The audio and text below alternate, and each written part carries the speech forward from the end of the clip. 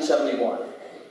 When I was 19, and in my first year of college, living in a high-rise dorm at UC Berkeley, I got a notice that I was up for being drafted in the Vietnam War. This meant that I, a relatively innocent puppy, might have to join, hordes of other American teenagers in an adventure that, let's just say, I wasn't exactly cut out for. This was not something I was ready to tolerate, so I sought the only escape that seemed feasible to me. I filed for deferment as a conscientious objector to the war. And I also got a lawyer. A bright young fellow who was, his father was our family rabbi. My next task, I learned, was to write a brilliant essay. Basically, my lawyer said, I had to prove to the draft board that I had a long-standing religious belief system or some equivalent set of deeply held moral values that rendered me incapable of engaging in war of any kind. No problem.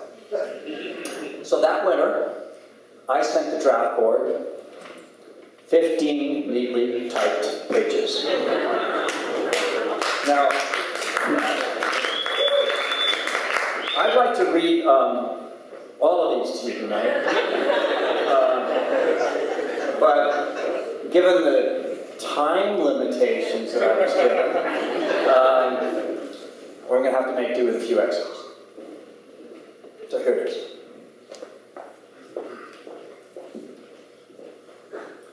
The nature of my anti-war beliefs is based on a deep respect for the magic in humanity that has been brought about by my main interest in life.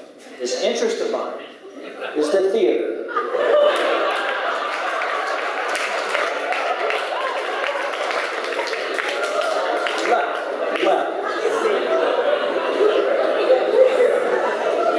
I spent this past summer in the American Conservatory Theater's training program right here in San Francisco. And it is from the personal interactions that I watched and went through at ACT that my beliefs about human beings were strengthened and clarified. After an actor has explored the internal processes of characters that he has represented, he is soon rather taken with the magic and the wonder of the human spirit that is literally impossible to kill with any sort of indifference. Since I attended ACT, I have come to value above all the richness of human emotion. An actor at an early stage in his training is often told to observe people, and for a while I had to consciously remember to do this.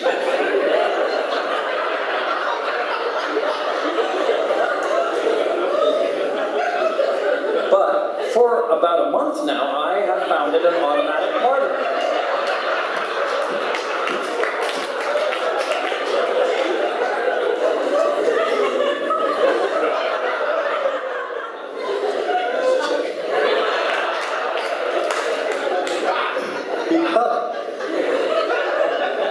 Because of this, I have become more and more fascinated with human beings.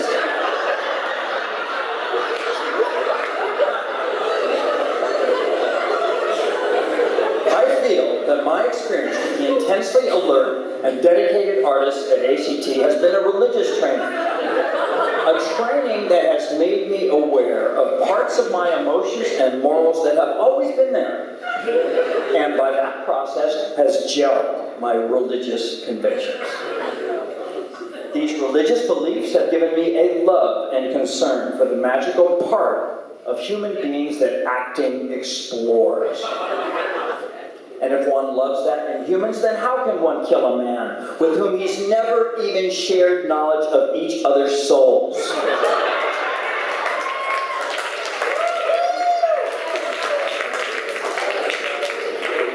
People are far far too worthy of personal and spiritual exploration to go through a war destroying those whose spirits have so much to offer. I do not believe you can even lightly judge a man, much less kill him, if you never even took the time to know him and find out his personal values. War is a judgment. War is not self-defense.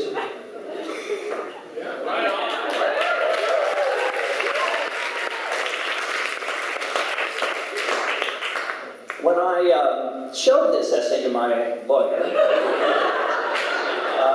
he paused, nodded sagely, and said, "Who knows?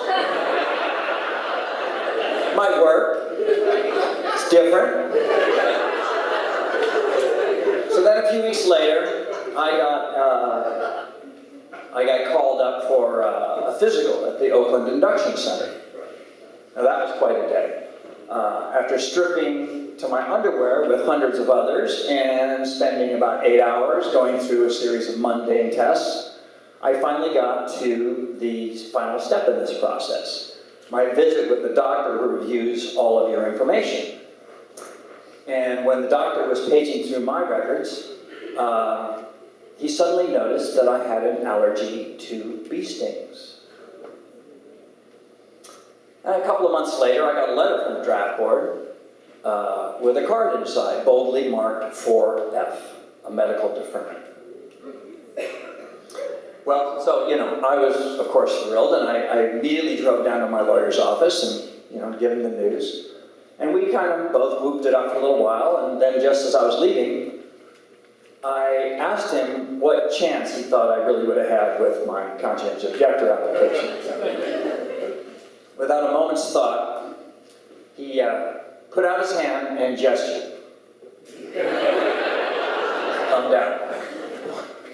Like, why? And he looked at me for a minute, and he said, "Because at this point in the war, the draft board is sick of educated Jewish kids who can afford a lawyer."